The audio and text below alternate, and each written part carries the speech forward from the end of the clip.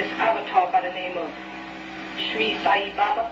I think that's what his name was. There's several Sai Babas. There's Shakti Sai Baba, and there's such a Sai Baba. Shakti Sai Baba was a Muslim and a master in India who was trying to bring them away from the Hindi faith. He said he would incarnate again. And another man who calls himself such a Sai Baba professes to be that incarnation. But we have proof that he's not. Because A, he tells them that the man that was before him, Shakti Sai Baba, was indeed a Muslim who lived in a mosque. Correct? And as a Muslim, you no way in the world could you comply with the Hindu faith. Not with its thousands of gods and idols and statues. There's no compromising for that. Any master of the spiritual world knows the invalidity of any statue on earth. Even man, in a physical sense, is almost not important, let alone a statue. So, such a Sai Baba is a self-acclaimed avatar, where Shakti Sai Baba was a real Ila Mutajasida. Is what the real word of it is. Okay? The man that you see in India walking around in an orange jalabiya, that's not nobody but an impersonator. And if you read enough history, you'll find there's about 50 of them in India saying the same thing. Saying that they produce vibhuti, as they call it, and saying that they materialize things. There's whole lots of them there. And that's because the people of the Hindu faith belong to the religion of Satan. They have power to do things. Don't underestimate the power of Satan. Don't think every time somebody levitates or makes something materialize, you got to be righteous, because that's not true. Satan himself was an angel who fell from grace. How about what is the difference between an extraterrestrial being and a terrestrial being?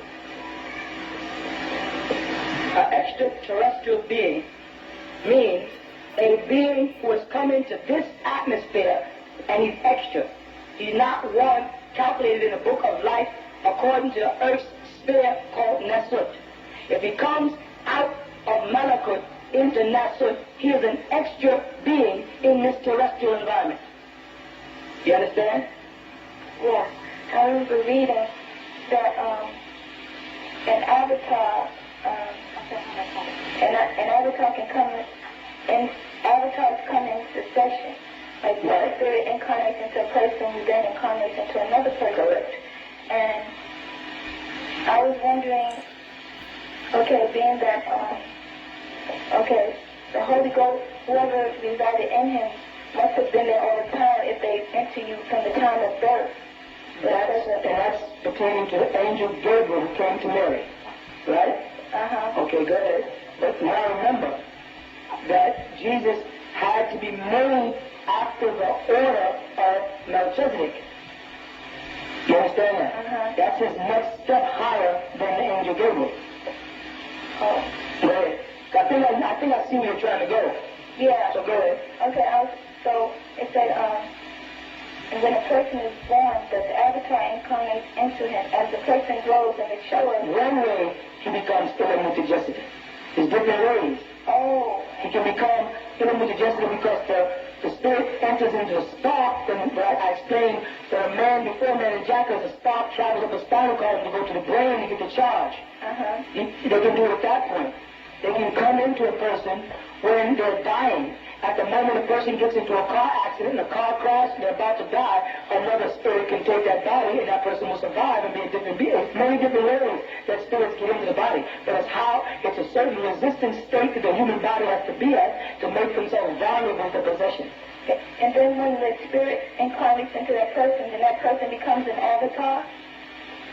It depends if that avatar is a teacher or just an in-embodied spirit.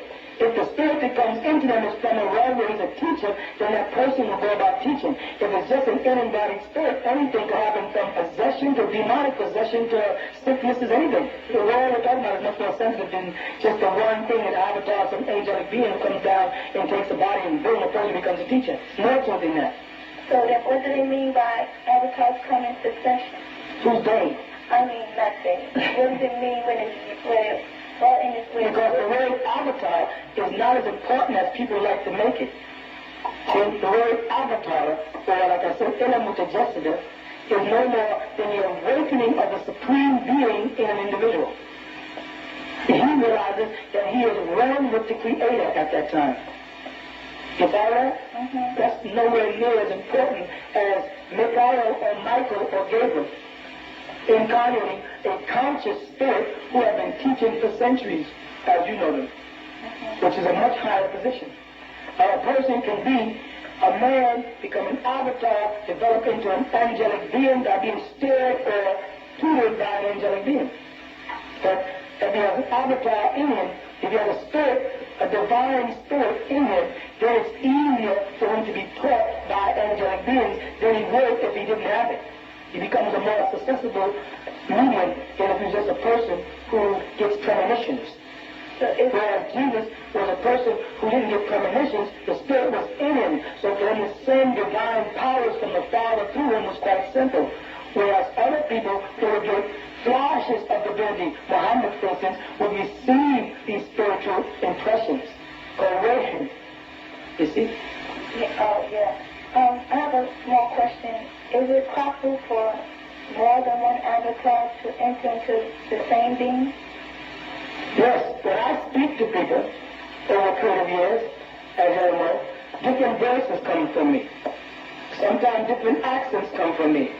Because I am a being that has allowed myself to be utilized by beings much older. I don't want to say centuries, that's not enough. So that you can get answers of things that you've never had answered before. Okay? So I'm a being that allows myself to be utilized by other beings. And I have the power to control wicked beings so they can't take my body. Other people who become mediums, who allow themselves to be a vessel from which spiritual beings from other realms speak, sometimes make the mistake of opening up and getting possessed, and they make them kill themselves. So the answer to your question is yes. I was reading the book of Job, chapter